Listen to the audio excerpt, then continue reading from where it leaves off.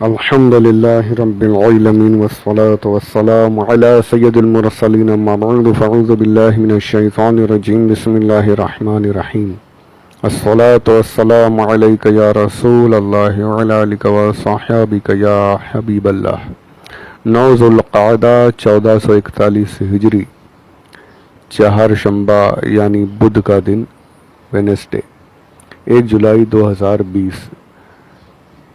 آج میں یہ ریکارڈ کر رہا ہوں تفسیر کا 161واں حصہ ہے، اور جو میں نے یوٹیوب پر اپلوڈ کیا ہے بھی وہ 154، یعنی میرے پاس تقریباً 7-8 یا اور بھی زیادہ آڈیوز ایکسٹرا ایڈوانس میں جمع رہتے ہیں۔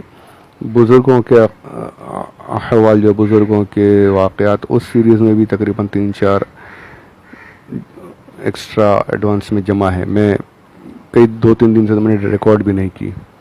یہ میں اس لیے بتا رہا ہوں کہ میں چاہتا تھا کہ ایک ساتھ 2 بھیجوں، لیکن افسوس ہوتا ہے ہمارے کیا بتائیں سب اتنے زیادہ مصروف ہیں کہ وہ سن ہی نہیں پاتے ہیں۔ بڑا اللہ ہمارے حال پر رحم کرے۔ ہمارے پاس ہر چیز کا وقت ہے، بس دین کے لیے وقت نکالنا بہت مشکل ہو جاتا ہے۔ اللہ ہمارے حال پر رحم کرے، خاص کر میرے حال پر بھی۔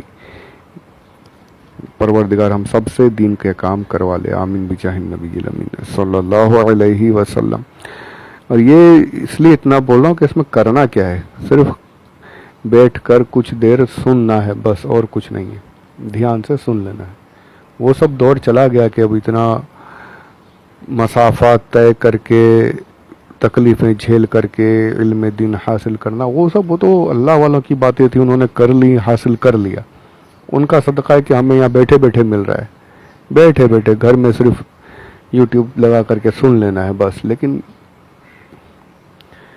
اللہ ہمارے حال پر رحم کرے، آمین آمین بجاہ النبی الامین صلی اللہ علیہ وسلم۔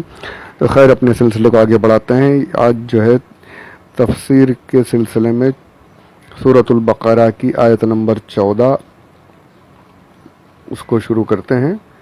تو آیت سماعت فرمائیں۔ اعوذ باللہ من الشیطان الرجیم۔ وَإِذَا لَقُوا الَّذِينَ آمَنُوا قَالُوا آمَنَّا وَإِذَا خَلَوْا إِلَى شَيَاطِينِهِمْ قَالُوا إِنَّا مَعَكُمْ إِنَّمَا نَحْنُ مُسْتَهْزِئُونَ۔ کنز الایمان شریف سے ترجمہ سماعت فرمائیں۔ اور جب ایمان والوں سے ملیں تو کہیں ہم ایمان لائے، اور جب اپنے شیطانوں کے پاس اکیلے ہوں تو کہیں ہم تمہارے ساتھ ہیں، ہم تو یوں ہی ہنسی کرتے ہیں۔ یہ اپنے ترجمہ سماعت فرمایا، آیت سماعت فرمائی سورۃ البقرہ کی آیت نمبر 14۔ اس آیت کا شان نزول سماعت فرمائے۔ جو میں نے جتنی بھی کتابیں ہیں، اکثر مطلب جو میں تفاسیر اللہ عز و جل نے پڑھنے کی توفیق عطا فرمائی، تمام ہی تفاسیر میں یہ روایت لکھی ہوئی ہے۔ اس کے شان نزول میں اکثر تفاسیر میں یہ روایت موجود ہے۔ وہ میں آپ کی خدمت میں پہلے روایت بیان کر دوں، اس کے بعد میں اس روایت کے متعلق چند ایک باتیں عرض کروں گا۔ تو اس کی شان نزول میں جو روایت ہے وہ یہ ہے کہ ایک مرتبہ عبداللہ ابن ابی، جس کے بارے میں آپ کو میں کئی بار بتا چکا ہوں کہ اس وقت کے منافقین کا یہ سردار تھا، بدبخت تھا، منافقت پر ہی اس کی موت ہوئی ہے۔ تو عبداللہ ابن ابی جو تھا، یہ اپنے چند چیلے چپاڑوں کے ساتھ، اپنے دوستوں کے ساتھ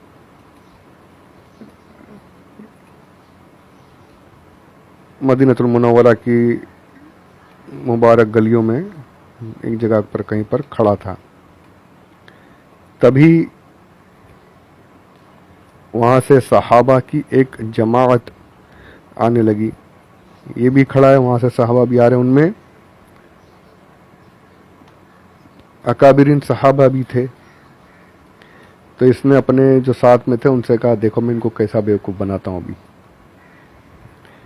اور وہاں پہنچ کر سب سے پہلے اس نے حضرت ابو بکر صدیق رضی اللہ تعالیٰ عنہ کا ہاتھ پکڑا، آپ کے ہاتھوں کو مصافحہ کیا اور کہنے لگا کہ آپ بنی تمیم کے سردار ہیں، آپ حضور اکرم صلی اللہ علیہ وسلم کے یار غار ہیں، آپ تو اسلام میں سب سے بڑا مرتبہ رکھتے ہیں، آپ کو مبارک ہو، آپ کتنے پیارے ہیں، آپ نے اپنی جان اپنا مال حضور پر قربان کیا۔ اس کے بعد حضرت عمر فاروق رضی اللہ تعالیٰ عنہ کا دست مبارک اپنے ہاتھ میں لیا اور ان سے کہنے لگا سبحان اللہ، آپ کی کتنی بڑی شان ہے، آپ بنی عدی کے سردار ہیں، آپ کا لقب فاروق ہے، آپ نے بھی حضور کے لیے اپنی جان و مال قربان کی ہے۔ اس کے بعد حضرت علی رضی اللہ تعالیٰ عنہ کے پاس آیا اور کہنے لگا کہ آپ کو مبارک ہو، آپ تو حضور کے چچا کے بیٹے ہیں، اور صرف بیٹے ہی نہیں بلکہ آپ حضرت فاطمہ الزہرا کے شوہر یعنی حضور کے داماد ہیں، رسول اللہ کے داماد ہیں، آپ کے لیے کتنی مبارک بات ہے، آپ کتنا بڑا مرتبہ ہے آپ لوگوں کا۔ یعنی بڑی سب کے ساتھ چاپلوسی کرنے لگا، دکھاوے کی بناوٹی باتیں کرنے لگا۔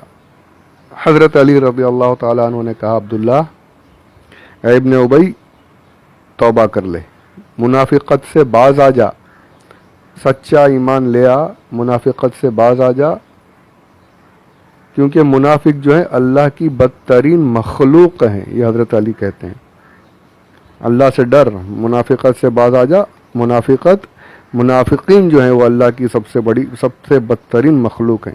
اب یہ کہتا ارے نہیں آپ کیا کریں علی، میں تو ایمان لے آیا ہوں، ہمارا ایمان تو آپ لوگوں کی طرح سے ہی ہے، ہم تو بالکل ایسے ہی مضبوط ایمان والے ہیں جیسے آپ لوگ ہیں، آپ یہ غلط فہمی نکال دیجئے اپنے پاس سے۔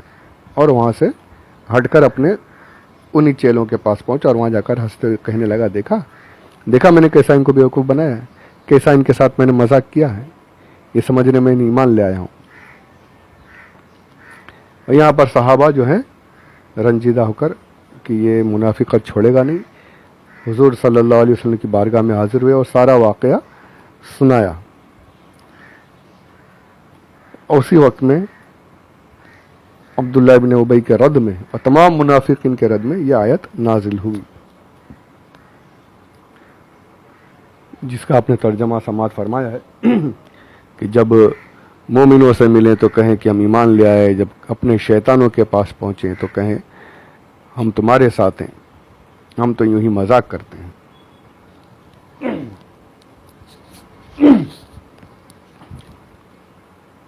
اس آیت کے اس شان نزول پر، اس روایت پر تمام ہی تفاسیر جو تقریباً 15 16 یا 17 18 تفاسیر جو میں پڑھ رہا ہوں، اللہ پڑھا رہا ہے، ان میں سب میں یہ روایت موجود ہے، کچھ تفاسیر میں نہیں ہے، 2-3 تفاسیر میں یہ اس روایت کو نہیں لیا گیا۔ غالباً بیضاوی شریف میں لکھا تھا یا کسی اور عربی تفسیر میں، تب میں نے اتنا اس پر دھیان نہیں دیا۔ جب اردو والی تبیان قرآن جب میں نے اس تفسیر کے تحت پڑھنا شروع کی تو اس میں علامہ قاری غلام رسول سعیدی صاحب قبلہ لکھتے ہیں، اس روایت آپ نے روایت نقل کی، اس کے بعد کتاب کے حوالے سے آپ نے یہ لکھا ہے، آپ نے کتاب کا حوالہ دیا کہ ایک عربی کتاب میں اس روایت کو صرف ضعیف ہی نہیں منکر کہا گیا، اور بلکہ یہاں تک لکھا ہوا ہے کہ یہ روایت جو ہے یہ موضوع تک ہے، یعنی بناوٹی روایت ہے، جھوٹی روایت ہے، ایسا بھی لکھا گیا ہے اس روایت کے بارے میں۔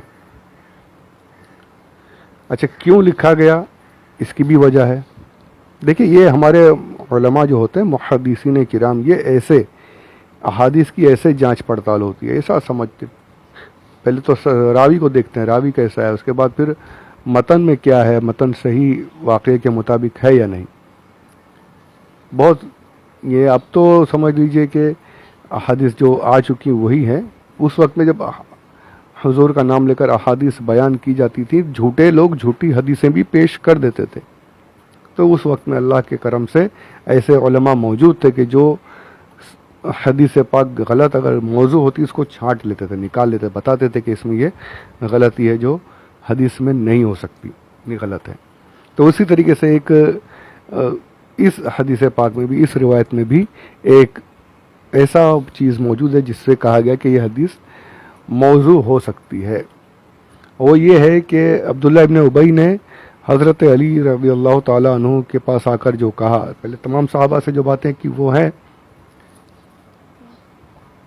حضرت علی سے اس نے جو کہا کہ آپ ام رسول کے بیٹے ہیں، حضور کے چچا کے بیٹے، اور حضور صلی اللہ علیہ وسلم کے آپ داماد ہیں. یہ جو داماد جو اس نے کہا، یہ جو جملہ ہے نا، اس پر محدثین کرام نے کہا کہ یہ حدیث پاک موضوع ہے.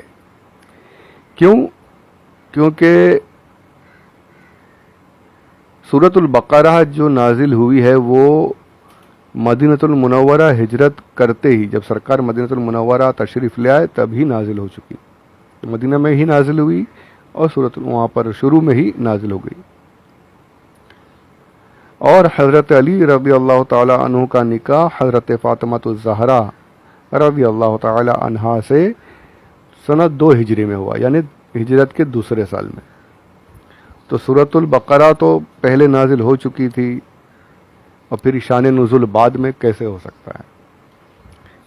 کیونکہ اس نے داماد کہا، داماد 2 ہجری میں ہوا، داماد جو ہیں آپ 2 ہجری میں ہوئے حضرت علی. اس لیے اس حدیث پاک کو اس پر یعنی کلام کیا گیا ہے. جب میں نے یہ پڑھا تو میں نے بھی سوچا کہ دیکھیے بات تھی نا، واقعی انہیں سوچنے کی بات ہے کہ ہاں بات تو صحیح ہے. ایسے احادیث کو ایسے ٹٹولا جاتا ہے، ایسے اس پر جرح وغیرہ یعنی تمام باتیں ہوتی ہیں، علمی باتیں ہوتی ہیں. اس کو کہا جاتا ہے علم حدیث. یہ آج کل کے یہ پان کی دکانوں پر، چائے کی باکڑوں پر بیٹھ کر کوٹ ٹائی پہن کر یہ حدیثوں کی باتیں کرتے ہیں. ان کی اوقات نہیں کہ یہ سمجھ بھی سکیں حدیث پاک ہے کیا. تو ان کی نہیں سننا ہے، ہم کو دیکھنا کس کو ہے، ہمارے جو علماء، ہمارے اسلاف جو گزرے ہیں انہوں نے کیا عقیدے سکھائے وہ دیکھنا، ان کے باتوں پر عمل کرنا ہے. یہ آج کل کے ایڈوکیٹ اور پروفیسر اپنے آپ کو کہنے والے، یہ ڈاکٹر یہ سب خود بولتے ہیں نیم حکیم خطرہ جان، نیم ملا خطرہ ایمان. یہ وہ ہیں، ان کو خود کچھ پتہ نہیں، کتابیں پڑھتے ہیں اپنے من سے سمجھتے ہیں، خود تو سمجھ نہیں پاتے، دوسروں کو بھی گمراہ کر دیتے ہیں. تو اللہ ہمیں ایسے گمراہوں سے محفوظ رکھے، آمین بجاہ النبی الامین صلی اللہ علیہ وسلم. تو اب آئیے اس حدیث پاک کی طرف. یہ جو اشکال ہے کہ یہ 2 ہجری میں اس شان نزول بتایا جا رہا اور سورۃ البقرہ جو ہے پہلی ہجری میں ہی نازل ہو چکی تھی، اس پر میں نے کافی سوچا کہ میں اس روایت کو بیان نہیں کروں. سوچا تھا، میں نے بھی سوچا کہ بیان نہیں کروں گا. پھر میری فاروق بھائی سے بات ہوئی، فاروق خان رضوی صاحب سے. تو انہوں نے یہ کہا کہ آپ اس کو بیان کیجئے. میں نے بھی ان کے سامنے اشکال رکھا کہ یار ضعیف حدیث چلو وہ تو سمجھ میں آتا ہے، فضائل میں قبول ہے، ضعیف جو ہے بعد میں کسی روایت کسی اور سند سے مضبوط ہو سکتی ہے، پر یہ وضع جو ہے اس میں سمجھ میں آ رہا ہے کہ یہ غلط ہے. تو انہوں نے کچھ باتیں بتائیں مجھے. ایک بات اس میں سے میں بھی پہلے سے ہی سوچ رہا تھا وہ کہ یہ بات ایسا ہو سکتا ہے. انہوں نے بھی، فاروق بھائی نے بھی کافی باتیں بتائیں کہ آپ اس کو بیان کرو. تو میں نے بیان کی، اس کی وجہ آپ لوگوں کی خدمت میں فاروق بھائی کی باتوں سے بھی، اور میں نے جو سوچا تھا وہ بھی فاروق بھائی نے بھی وہی بات بتائی. تو آپ کی خدمت میں بتا دوں کہ آخر میں نے یہ روایت بیان کیوں کر دی. تو پہلے تو یہ کہ سب سے بڑی بات یہ کہ اگر یہ موضوع ہے تو پھر بھی اتنے سارے مفسرین نے، چاہے وہ اردو کے مفسر ہوں یا عربی کے، اکثر نے اس روایت کو اسی طریقے سے نقل کیا ہے. کیوں نقل کیا؟ کیونکہ ان کے نزدیک اس کی کچھ وجہ ہوگی.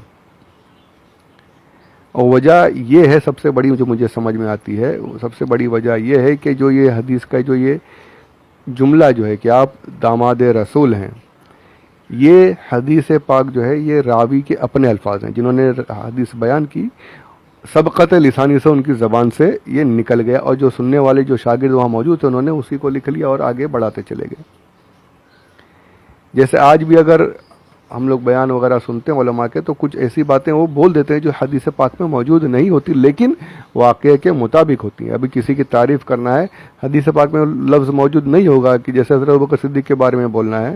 میں بھی کبھی کبھی بول دیتا ہوں کہ حدیث میں عین ہو بہو وہ لفظ نہیں ہوتا، لیکن وہ چیز ان کی جو صفت ہے وہ وہاں پر موجود ہوتی ہے. ابھی جیسے بیان کرتے ہیں کہ حضرت ابوبکر صدیق رضی اللہ تعالیٰ عنہ وہ ہیں کہ جو سب سے پہلے خلیفہ ہیں، جنہوں نے اپنے لیے حضور کے لیے سارا اپنا جان و مال قربان کر دیا، حضور کے لیے یار غار ہیں، حضور کے لیے اپنی جان قربان کر دی، اپنی چہیتی بیٹی حضور کے نکاح میں دی، یہ ساری باتیں بیان کرتے ہیں، پر اس وقت حدیث پاک میں وہ الفاظ نہیں ہوتے، پر یہ چیزیں حقیقت میں ہیں، تو سبقت لسانی سے بھی نکل جاتا ہے یا اپنی طرف سے راوی جو ہے یہ بڑھا دیتے. تو یہ صرف یہ ایک جملہ ایسا لگتا ہے کہ راوی کی سبقت لسانی کی وجہ سے یا کسی اور بات کی وجہ سے ان کی زبان سے نکل گیا.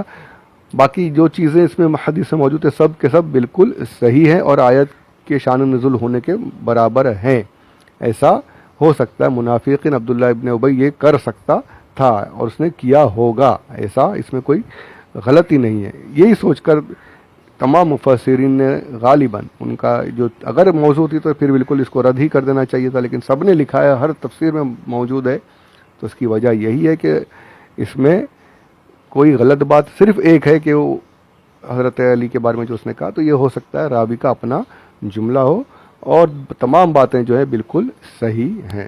تو یہ جو ہے شان نزول، اسی لیے میں نے بھی اس کو بیان کر دیا کہ جب ہمارے اسلاف نے لکھا ہے تو پھر اس میں وجہ ضرور ہوگی، اور یہ وجہ مجھے سمجھ میں آتی ہے اور لاجیکل بھی ہے کہ ان راوی کے اپنی سبقت لسانی سے زبان سے نکل گیا ہوگا اور وہی بات آگے پھیلتی چلی گئی، کیونکہ دور وہی تھا کہ جو استاد جو بیان کرتے تھے شاگرد وہی لکھ لیتے تھے اور اسی کو آگے بڑھاتے جاتے تھے، لکھ لیتے تھے یا یاد کر دیتے. لکھنے کا اتنا اس ٹائم پہ دور نہیں تھا، پر یاد کر لیتے تھے اور آگے وہی بڑھاتے تھے، اور پھر یہ ایسے ہی دھیرے دھیرے معاملہ آگے بڑھتا جاتا تھا، جیسا جو سنا وہی من و عن. تو یہاں پر یہ حدیث پاک جو ہے من و عن نہیں آئی ہوگی، یعنی کہ جیسا راوی نے اپنی طرف سے بھی بڑھا دیا ہوگا کچھ، یعنی یہ جملہ، اور جملہ غلط بھی نہیں ہے، آپ داماد رسول ہیں، لیکن بعد میں ہوئے یہ بات صحیح ہے.